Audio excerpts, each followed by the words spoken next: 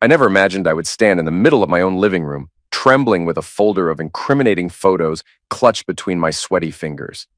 In one night, my entire life had unraveled. A few hours earlier, I had been consumed by a sense of dull unease, but nowhere near the fury and disgust boiling inside me as I realized what I was holding in my hands. I was supposed to be a loving husband. I'd known Jennifer ever since we were wide-eyed teenagers in high school. We'd been married for 9 years. We'd lived through the typical ups and downs, big relocations, student debt, career misfires, arguments over whose turn it was to fold laundry, all of it. We grew older, always side by side, tackling challenges like a unified front. Sure, I wasn't perfect, but I genuinely thought of myself as one of the good guys. Steady, dependable, there for her no matter what. Even as the years passed and we faced the possible foreclosure of our home, I always tried to be the rock, the stable one who refused to let everything collapse. But the moment I flipped through those pictures, every comforting notion I had about my wife, my marriage, my own decency, it all shattered with a loud crack in my head. The man I was turning into, ruthless, furious, vengeful, terrified me. Yet the sense of betrayal in my chest was far stronger than any guilt I felt at the ugliness I was about to unleash. I had just come off a case at the small law firm where I now worked, head pounding from a day of reading contracts for some local nonprofit. My job wasn't glamorous. I specialized in small-scale disputes, contract law, that sort of thing, but I was proud of it. I helped real people, not faceless corporations. I tried to keep my moral compass intact. That was the day I found a plain, unmarked envelope waiting for me in my top desk drawer. It was the oddest thing. There was no name on the outside, just my first initial scribbled in pen, as though someone had broken in or gotten special permission from the office staff to leave it there. I opened it, my insides twisted with confusion and revulsion. There were nearly a dozen photographs, each a little blurrier than the last, but still perfectly recognizable. Images of Jennifer wearing what looked like latex or leather, kneeling on a small stage in front of multiple customers in a dimly lit upscale venue that looked more like a high-end fetish lounge than a run-of-the-mill strip club. In some photos, she was with older couples, 2 couples, possibly more. Another showed her with her arms behind her back in an apparent demonstration of subservience, glaring neon lights flashing around them. The photographs got progressively stranger. Her face contorted in an almost manic grin, some sort of grotesque revelry reflecting in her eyes. None of this was simply dancing or regular stripping. This was the domain of a swingers club, replete with bizarre performances for private guests. Even with my brain screaming that it might be a trick or a setup, I recognized her. The posture, the tilt of her head, the shape of her body, the jawline. My wife. The dating of the photos feature printed at the edge indicated these images were very recent. 2 weeks prior, 5 days prior, even the same week. So many emotions pummeled me at once. Confusion, betrayal, a twisted sense of awe that she could keep something of this magnitude hidden, and a spike of unfiltered rage. There was no neat, tidy way to process it. And for a moment, I just stood by my desk, scanning these pictures repeatedly as if hoping they might transform into something else. My vision literally darkened at the edges from the anger surging inside me. I stuffed the pictures back into the envelope, locked it in my desk, and tried to steady my breathing. I had to confirm if this was real, and part of me wanted to gather all the evidence in the world so there could be no chance of her wriggling out of it. Within the hour, I'd placed a call to a private investigator I'd used in a past pro bono case. It was expensive, yes, but I had to know the truth. A single set of photos might be forged, or so I told myself in the vain hope I was still some naive guy. But my gut told me differently. If those pictures were real, Jennifer was living a life I had never suspected in my wildest nightmares. That very evening, I returned home, my mind still blazing. Jennifer wasn't around. A note in the kitchen indicated she'd gone shopping and would be back late. No specifics, no explanation, typical. For the last few months, she'd grown increasingly vague about her whereabouts and started wearing bras and underwear that cost more than our monthly groceries. I'd ask questions, but she waved them off with charming smiles or quick deflections. Now I wondered if every piece of lingerie was for these strangers at that club. Who knew how many of them touched what she wore for me? It made my skin crawl with revulsion. I passed a tortured night, flipping between sleeplessness and delirium. When my phone finally rang the next morning, it was the PI. He asked me to meet him in a parking lot near an old diner on the outskirts of town. That was where I'd received definitive proof, he said. I drove with both hands white-knuckled around the steering wheel. At the diner, I found him seated in a booth, a small folder in front of him. I slid into the seat across. Without ceremony, he handed me the folder and said, "I'm sorry." Inside were additional photographs, some in high-resolution color, of Jennifer strutting around a large, lavish hall dominated by strobe lights and a central stage. The sign outside read, "Members only, weekend night of surprises." More photos, Jennifer leaving with wads of cash stuffed into a small satchel, Jennifer hugging and kissing older customers, Jennifer in a full latex bodysuit that left only her eyes and mouth exposed, and worst of all, her standing in the middle of the stage, wrists chained, performing some elaborate, humiliating routine while onlookers cheered. The images were explicit enough that I had to force my eyes to keep looking. Where is this?" I rasped. "An exclusive swingers club," the PI replied quietly. "They host private parties for affluent members? Apparently, she's been going a couple of nights a week for months." My stomach churned. She told me she had acting roles or extra gigs. All the while, she was doing that for money, or maybe even for fun. I stared at the swirl of cheap diner coffee in front of me, suppressing the urge to flip the table in a rage. "Send me everything you have," I said. "Every photo, every time stamp. I need it all." He nodded grimly. "I'm sorry it turned out this way. It wasn't enough for me to have the photos. A part of me, some savage primal urge, wanted to confront her in the moment, to see with my own eyes what she was doing. And, yes, perhaps to punish her somehow for making a fool of me. I was seething, but I couldn't tip her off, so I told her I had an overnight assignment and wouldn't be home. In reality, I arranged to enter that secret club as a paying customer. The cost of admission was outrageously high, but I had enough in my account, and I didn't care if I had to drain every penny just to step inside that vile place.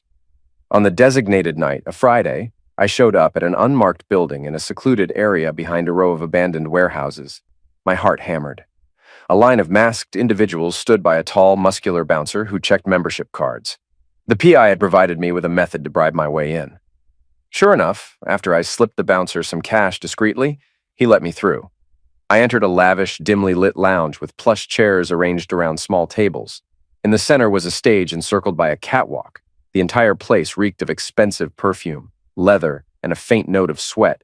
My senses were on overload. Laughter, moans, and clinks of champagne glasses reverberated across the walls. They handed me a black and silver mask at the entrance. I'd already donned a dark suit to blend in with the upper-crust clientele that apparently frequented this place.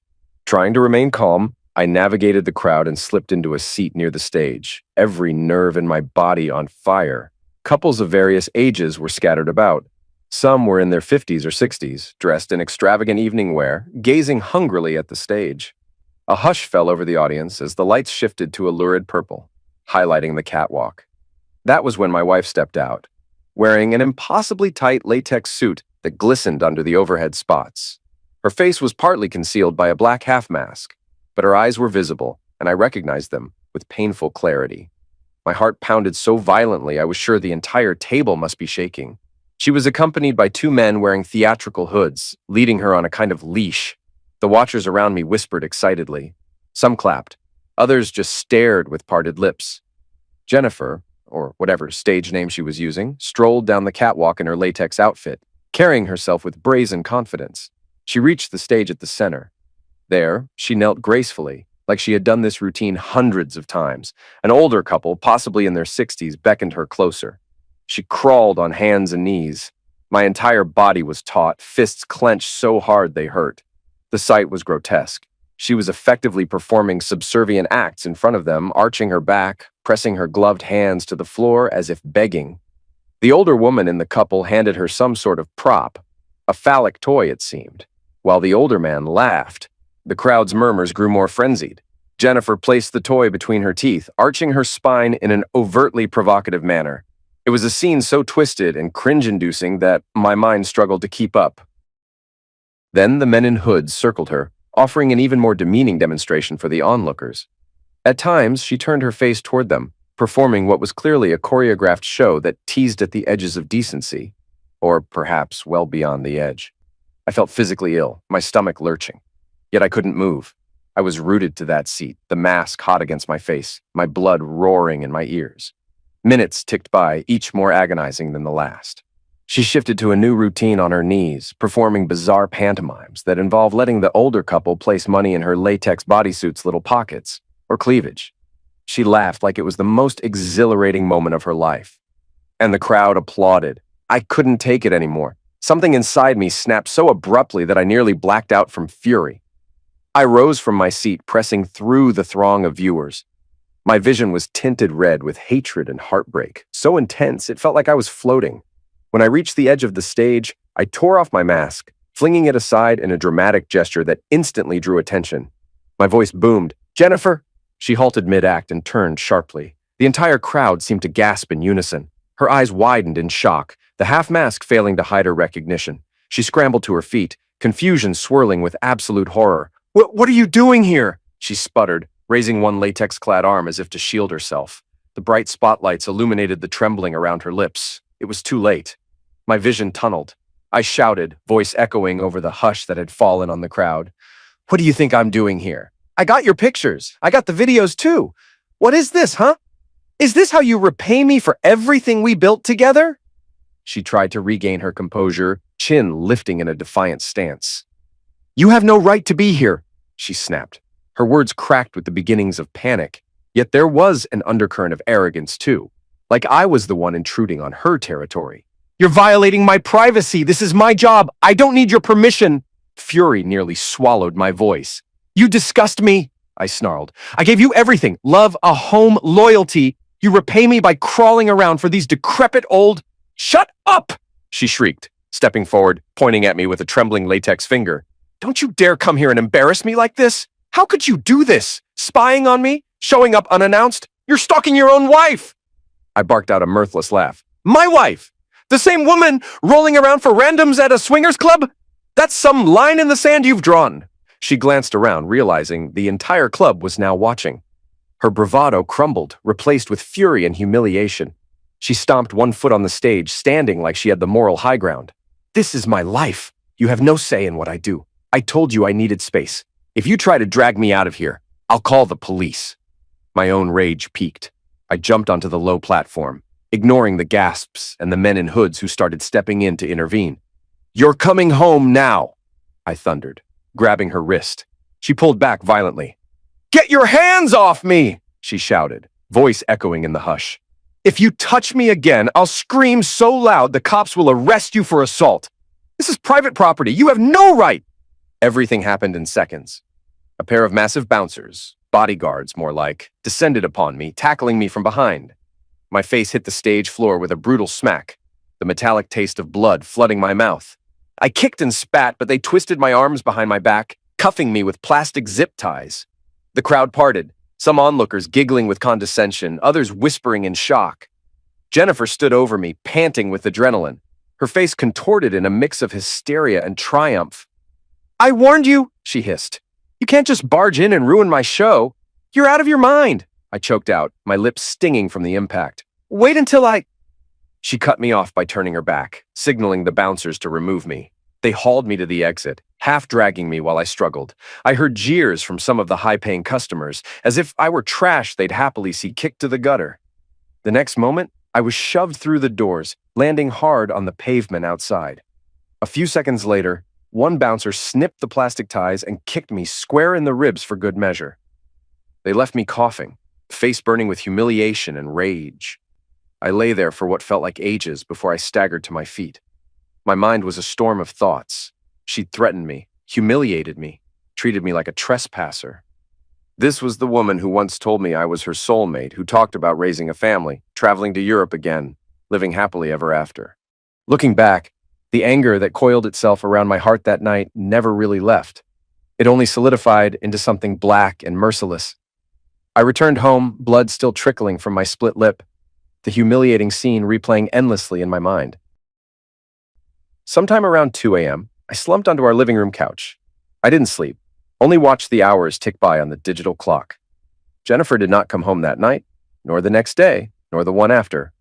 On the fourth day, I took a half day off work and saw a locksmith. I had every single lock on the doors changed. If she wanted to come crawling back, It wouldn't be on her terms. Sure enough, early that evening, I heard the jangle of keys at the front door, then a frustrated rattling, a pounding, and finally her voice. "Open up! I know you're in there!" I took my sweet time getting to the door. I opened it just wide enough to glare at her.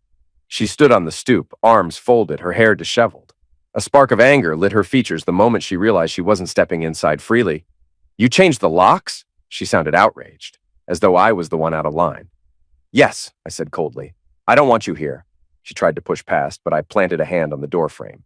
"You can't do this!" she yelled. "It's my house, too!" "Not for long, it isn't," I snapped back. "You lost your say when you threatened me in that cesspit of a club. You made your choice." She glared furiously, fists clenched at her sides. Then her expression shifted to something more cunning. "Fine. You don't want to let me in? We'll see what the police have to say about this. I'll have you arrested for spousal abuse." I leaned in with a sneer, letting the darkness of my own rage show. "Try it. The bodyguards already roughed me up pretty good on your command. I have pictures of my injuries, doctor's notes, everything. So go ahead. You'll end up behind bars for assault and battery with your darling club buddies." "You," she sputtered, eyes wide with hate. "Do you think I can't fight back legally? We'll see about that." I slammed the door in her face. She pounded for another few minutes, hurling obscenities, then stormed off to her car. I watched from the living room window until her taillights disappeared down the street. My breathing was shaky. Part of me felt sick. I never thought I'd bar my own wife from the house. But there was no going back. She'd made that clear. A day later, I learned she was staying at her mother's place. This was confirmed by a passing neighbor who had seen her throwing suitcases into her trunk and speeding away. Good riddance, I told myself, though a hollow ache lingered in my chest. The house was oddly quiet without her. For 9 years, her presence, for better or worse, had been woven into the fabric of my days. Now I paced empty rooms, half expecting her to appear with some mocking grin or haughty remark about my privacy violation. But I had no time to indulge in sentimentality. I needed to move fast. She had threatened legal action, and she was cunning enough to follow through. I had to speak to a lawyer, not just rely on my own knowledge. I specialized in contracts, not messy divorces. I scheduled an appointment with a divorce attorney recommended by a colleague. Before I left, I gathered every scrap of evidence.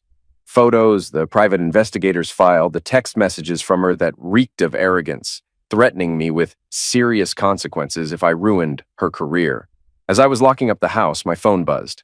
An unknown number flashed on the screen. I nearly ignored it, but something made me pick up. A woman's voice. "Hello? Is this Jennifer's husband?" My pulse quickened. "Who's asking?" "It's Nancy," the woman replied. "We work together at the club. She once introduced me to some of your pictures. She carried them in her phone, and I recognized your face when you stormed in. I need to see you." I paused, knuckles whitening around my phone. "I'm not sure what you want." "I have information," Nancy continued, her voice subdued. "About Jennifer. About her whole operation. She used to recruit other women." "What do you mean, recruit?" "She'd approach women, wives, girlfriends. She'd get them to come in for auditions, get them to sign membership deals. She was receiving a cut of their earnings, and she bragged about it like she was proud. I quit the club recently, but I feel horrible about some things I knew and kept to myself. I'm willing to share what I know if you need it." My heart thumped. "We can meet. Name the place." We decided on a modest cafe near downtown, someplace public where we wouldn't feel watched or intimidated. When I arrived, Nancy was already there, sitting at a table near the back. She was dressed simply in jeans and a sweater, her posture tense as though she worried about being recognized. "Thank you for meeting me," she said quietly, motioning for me to sit. I eyed her warily as I eased into the chair opposite. "Why are you doing this?" Nancy sighed. "Truthfully, because I feel guilty. Jennifer lured me into certain activities. I'm not proud of it, but I needed money.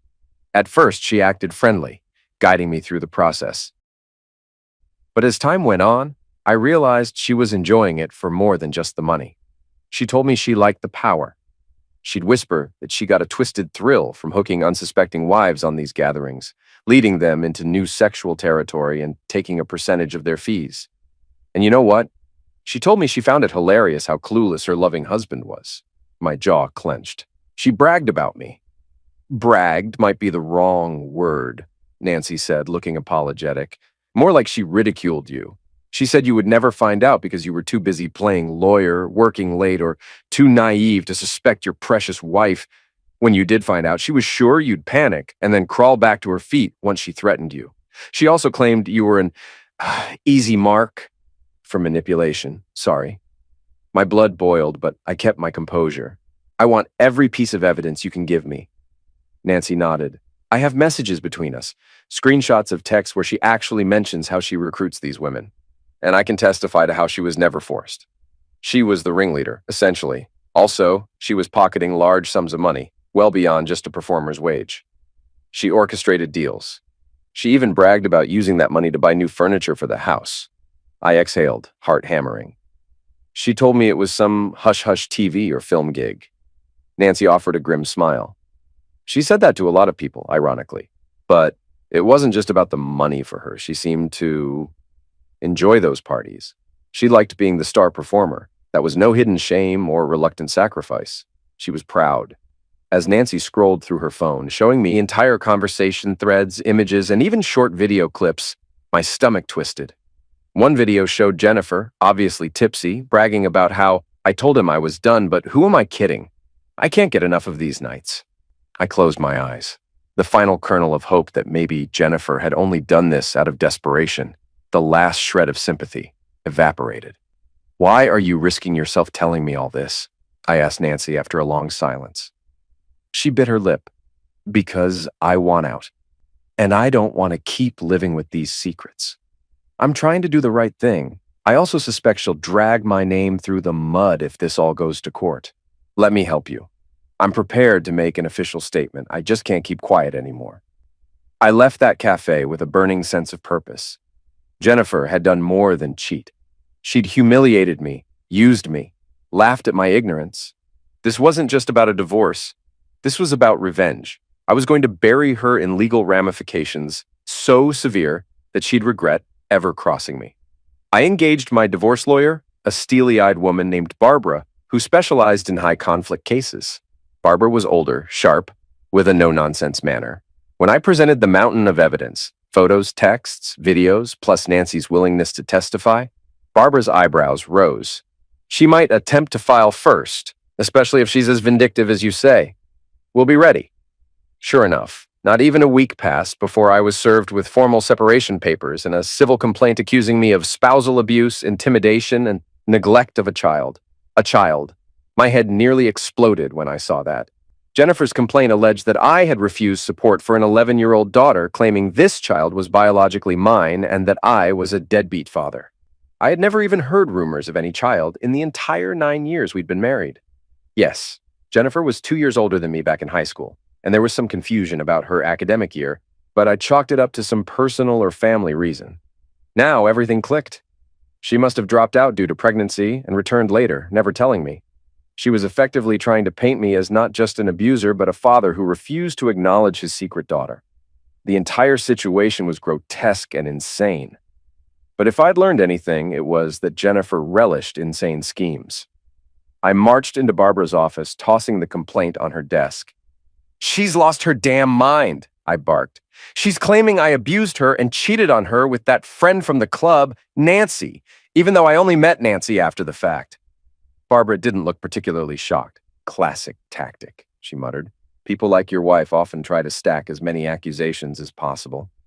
Then they hope something sticks or forces the other party into a settlement. Well, she picked the wrong target, I growled. We're not settling. I want to burn her down in court.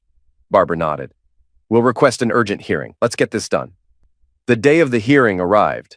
The tension was thick enough to slice with a knife.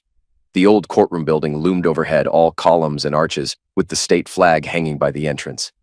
My stomach roiled with adrenaline and leftover fury. Inside, we took our places. Jennifer walked in flanked by her mother, a few other family members I recognized from the wedding, and a slim, impeccably dressed male attorney.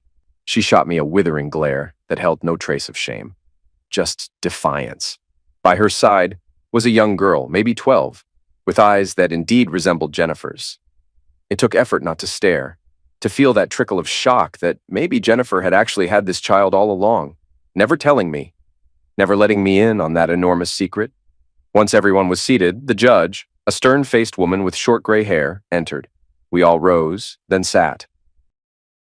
Jennifer's lawyer kicked off with a swirling tapestry of accusations. My client has been subjected to repeated domestic abuse, controlling behavior, and, in the most shocking turn, an absolute refusal by her husband to support his own child.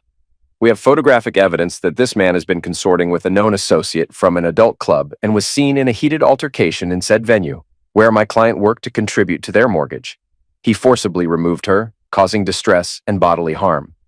This same man, her husband, changed the locks, leaving her homeless and penniless.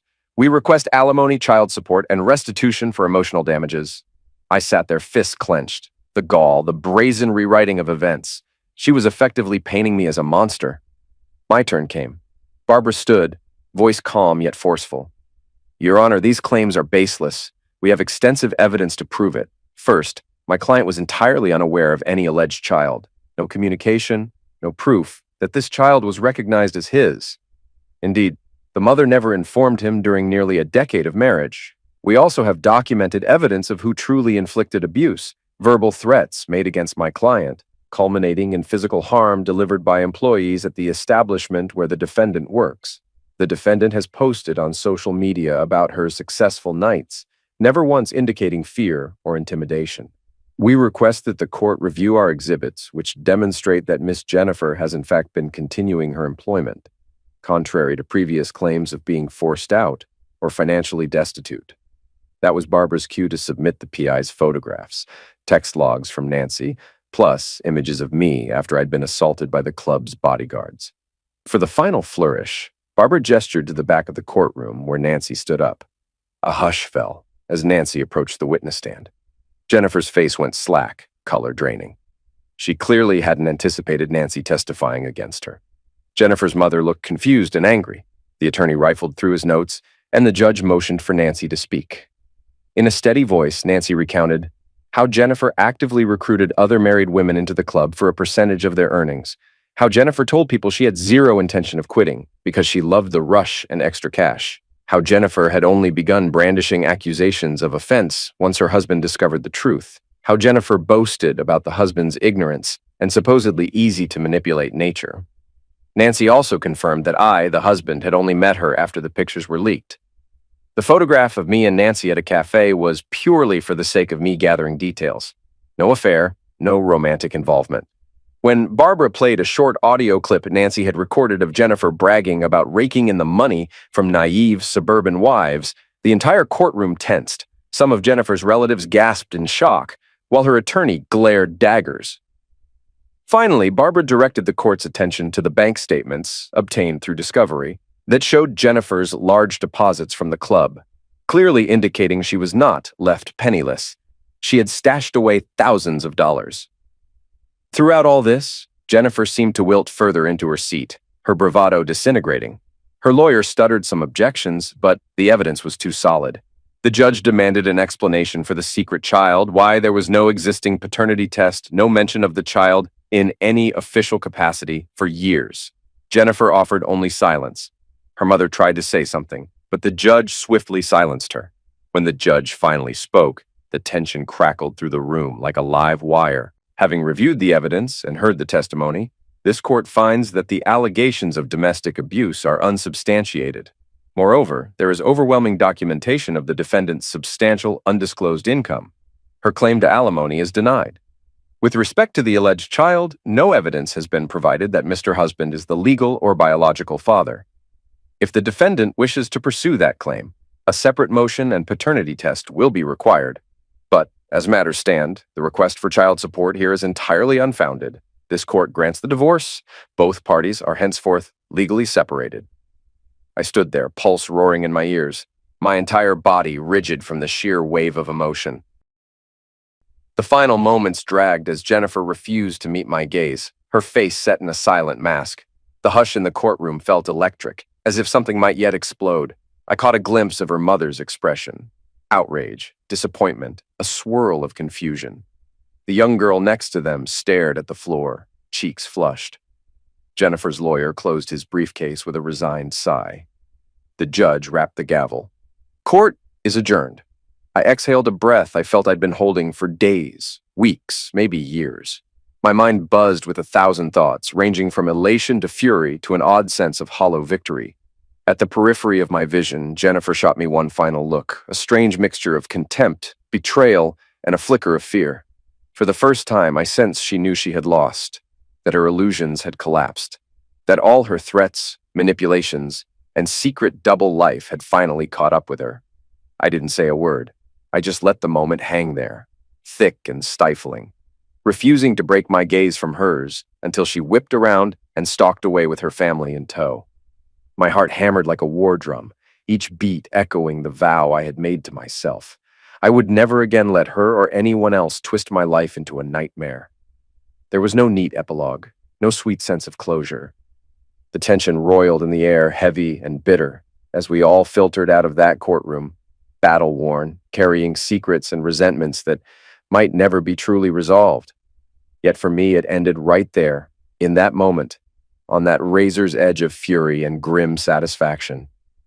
The marriage was gone, shredded by her lies and sealed by the judge's decree.